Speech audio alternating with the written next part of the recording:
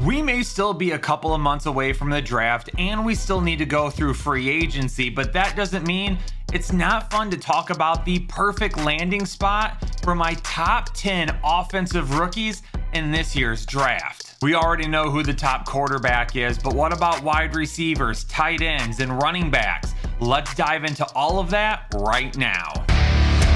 At number 1, we already know who it is. It's Fernando Mendoza, quarterback, Heisman winner, national championship out of Indiana, and he's going to go number 1 overall to the Las Vegas Raiders. And quite honestly, that is his best landing spot. I would rather have him go to Las Vegas with Clint Kubiak than fall a spot and go to the New York Jets. At this point in time, it seems like it is a done deal that Mendoza is going number 1 overall. He's got a great running back in Ashton Genty. He's got one of the top weapons in all of football at the tight end position and Brock Bowers. And I think that Las Vegas will add some wide receiver help as well and fix up the offensive line. The best landing spot for Fernando Mendoza is at number 1 overall to the Raiders. At number 2, the consensus top running back, Notre Dame's Jeremiah Love, finished 3rd in the Heisman voting this season. And honestly, I think his best landing spot is at number 7 to the Washington Commanders. Now, there are a couple of teams in front of Washington that absolutely could end up taking Jeremiah Love, so I wouldn't be shocked if he goes a little bit earlier than this. And one thing that I want to note with this video is that these are my perfect landing spots. These are not predictions. I will be doing mock drafts throughout the offseason leading up to the NFL draft. And there's going to be a lot of things that change between now and then, including probably my top 10 prospects at the offensive position. This list will likely change before the draft gets here anyway. But we're taking a little bit of an early look at what could play out, and we're just talking about what I think are the best landing spots. The Jets, Cardinals, and Titans at 2, 3, and 4 could all use Jeremiah Love, but I think they're all going to go different directions. Falling to number 7 with Jaden Daniels, Terry McLaurin, I absolutely feel like Jeremiah Love would fit into exactly what they want to do in Washington. And Ja'Cory Krosky-Merritt, while he was good at times last season, he was super inconsistent and didn't necessarily lock down that starting role heading into 2026. And if you want to defend the fact that you think Washington won't go running back because of Ja'Cory Krosky-Merritt, just keep in mind a couple of years ago, Bijan Robinson went to the Atlanta Falcons. Tyler Algier had looked very solid and ready to take over the starting role, and they still spent a top pick on a top running back.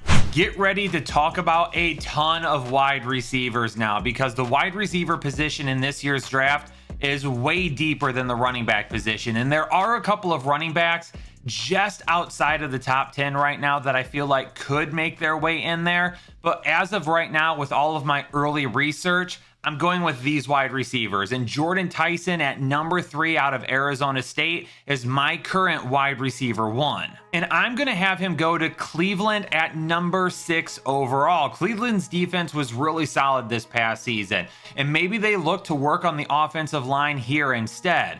But if Todd Monken is serious about Shedeur Sanders being his QB1, they need to get him some elite weapons. Jerry Jeudy, not elite. Even if you feel like he was at one point in time, he's way too inconsistent now. Cedric Tillman is a guy that can stretch the field, but he's really not more than that. Harold Fannin, great at the tight end position, but they need more weapons in Cleveland for Sanders or whoever the quarterback is. And if it weren't for the injury history, Jordan Tyson could likely be locked in to the top 5 overall. I think his injury history may scare off a couple of teams, but I still think he has everything that's needed to be an alpha wide receiver and exactly what Cleveland needs in their offense. Ohio State has been turning out wide receivers like it's nothing over the last few years. They're like the US Mint printing money. They're like Willy Wonka making chocolate. Wide receivers come from Ohio State right now, and they have arguably the best wide receiver in all the country, and maybe even the number 1 overall pick next year, Jeremiah Smith, on the team as well. And when all of that happens, you kind of lose track of some guys like Carnell Tate. And Carnell Tate is being considered one of the top wide receivers in this class after an excellent showing in 2025. And I think Carnell Tate does a lot of things really good. He might not be the great talent that we've seen from like Jackson Smith-Njigba, Jeremiah Smith when he comes out, Garrett Wilson, and the rest of those guys.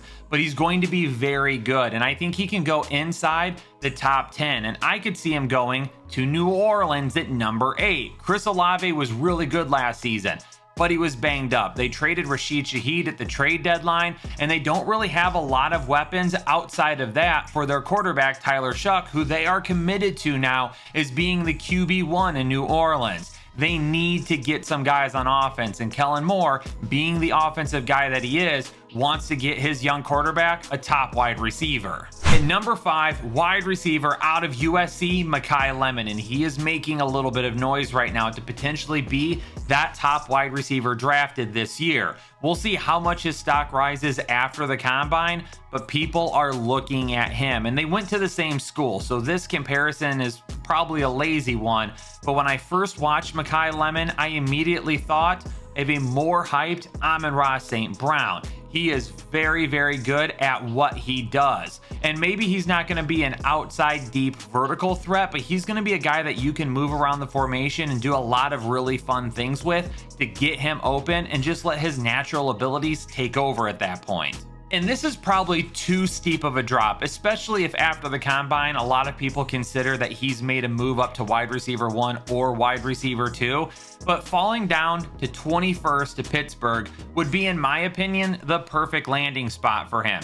DK Metcalf on the other side will attract all of the cornerback 1 attention, and then you can do some things with Levin, moving him in and out of the slot, getting him in some different formations, using him over the middle of the field, stretching the field, those out routes, go routes, whatever you want to do, you can do at that point because you can find mismatches, while on the other side, DK Metcalf is getting a lot of that coverage. And we don't even know who Pittsburgh's quarterback is going to be yet at this point, because the quarterback 2 in this draft, Ty Simpson, who we'll talk about in a minute, probably is gone before Pittsburgh's pick. If he's not, then Pittsburgh probably goes that route. But I do think they want to add another offensive weapon for whoever the quarterback ends up being, especially if it's Aaron Rodgers if he returns. At number 6, Kenyon Sadiq. And a lot of times when tight ends are drafted high in the first round, it doesn't necessarily work out the way that you would want it to. I mean, Eric Ebron, remember him? TJ Hawkinson, he's been solid,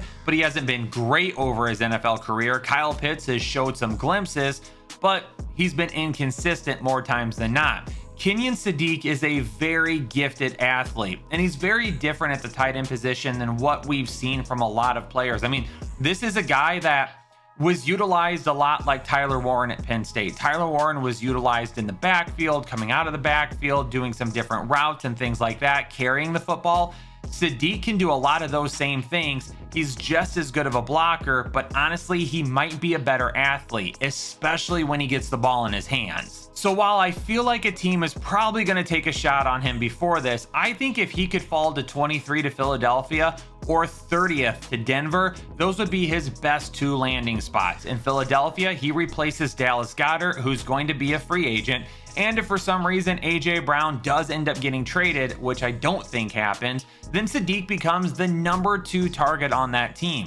At worst, the number 3 target. And with the ability of AJ Brown and Devontae Smith to stretch the field and take defenders with them, Sadiq is a way different type of tight end than what they've had with Ertz or Goddard over the last several years. For Denver at number 30, I think he would be a great number 2 behind Courtland Sutton. We've seen some things from Marvin Mims. We've seen some things from Troy Franklin, but really it's kind of a hodgepodge of pass catchers after that. And to begin the 2025 season, Sean Payton said when they brought in Evan Ingram that they were going to use him in all of these different ways, and they never ended up doing it. I still feel like Sean Payton wants something from his tight end in that area, and Sadiq actually would be the perfect fit for what he tried to do with Ingram. Again, there could be a team that decides to take a shot at Sadiq in the middle of the first round, so falling this far for a guy that people consider to be a top 12 prospect may not be easy, but because of positional value and because of how strong this draft is in the defense, we could see Sadiq fall a little bit lower than what people would expect. At number 7, Ty Simpson, quarterback out of Alabama, and the general consensus on this guy is all over the place. Some people believe that he is actually very comparable to being the quarterback one with Fernando Mendoza. There are some people who believe that he shouldn't be a first round pick. And when I watch Ty Simpson, I see some good things.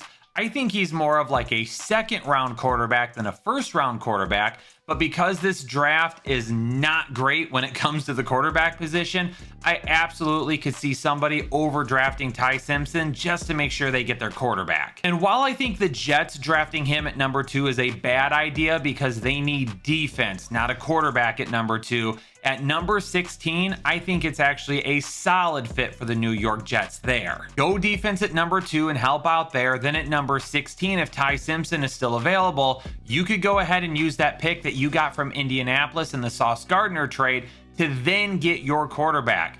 And if they miss out on him, they're probably going to end up signing a veteran in free agency anyway, or they might trade for somebody. So it may not be the worst thing if they don't draft Ty Simpson this year, and then they'll just get their quarterback next season when the class is much stronger. At number 8 out of Washington, wide receiver Denzel Boston. And I could see him going at 26 overall to the Buffalo Bills, who desperately need a wide receiver that can compete with cornerbacks down the field.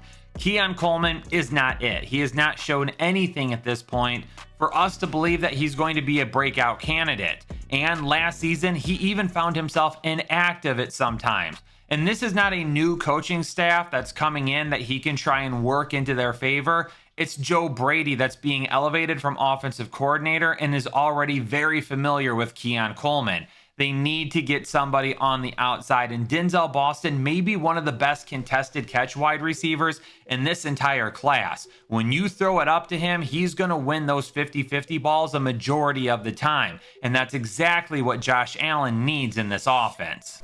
At number 9, Omar Cooper Jr., wide receiver out of Indiana, and this is a guy that has been flying up my draft board. Just a couple of weeks ago, I put out my top 35 draft board for our members to get an early peek at where I stood on some of the top draft prospects in this year's draft class. And if you're interested in getting some extra content that's only available to our members, whether it be posts, videos, or access to our exclusive Discord with our members from Headliner Nation, then think about becoming a member. Hit that join button down below, and for as little as $5 a month, you get access to our exclusive Discord and any type of content we post on this channel that is members only. Omar Cooper Jr. to me profiles as a big slot wide receiver, kind of a guy like Anquan Bolden Jr., who could move around all over the place, but could play out of the slot and was a bigger slot receiver because he was a mismatch against everybody. And at number 44 overall to the New York Jets, this feels like a match made in heaven. Yes, the Jets have to get better on the defensive side of the ball, but you also need to give whoever your quarterback is going to be some weapons. And right now, Garrett Wilson is really the only weapon that has been utilized on a consistent basis. And outside of that, they're searching for another wide receiver. But if you put Omar Cooper Jr. in the slot with Garrett Wilson next to him, you are going to find mismatches all of the time. It doesn't matter who they sign at quarterback. It could be the kid from the Little Giants for all I know. He will be able to be successful with Cooper and Wilson on offense. And to close out my early top 10, because keep in mind this list will likely change, wide receiver out of Texas A&M, KC Concepcion. I cannot wait for him to be drafted, and hopefully he becomes a fantasy superstar, because I would love to say Concepcion every single week. Know where I would love to see him go? 67th overall to the Las Vegas Raiders. Give Fernando Mendoza, your number 1 overall pick, another weapon. Brock Bowers, Concepcion, even Ashton Genty. You've got yourself an offense that is going to be able to be successful in year 1 as long as you work on that offensive line a little bit. And Concepcion, to me, a lot of people feel like he's going to be a gadget player.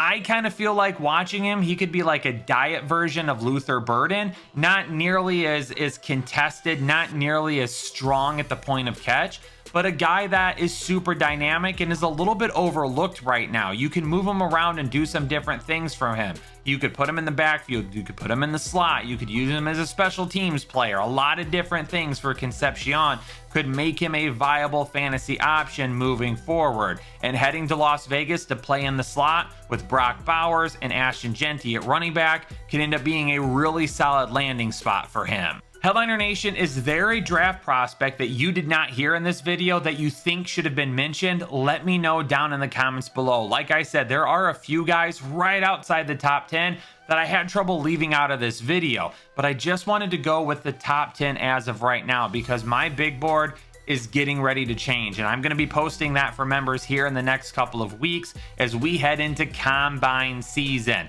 But do me a favor, if you appreciated the video, please hit the like button for me so I know that our viewers are enjoying the off-season content. If you're new to the channel, then hit the subscribe button. Let us know in the comments if you're new here so we can welcome you and the rest of Headliner Nation can welcome you as well. But most importantly, stay safe and healthy, and I'll catch you on the next episode of the Fantasy Headliners. Analytics off the chain, other channels not the same. Jake and Kyle, you know the name. Headliner Nation, we running the game.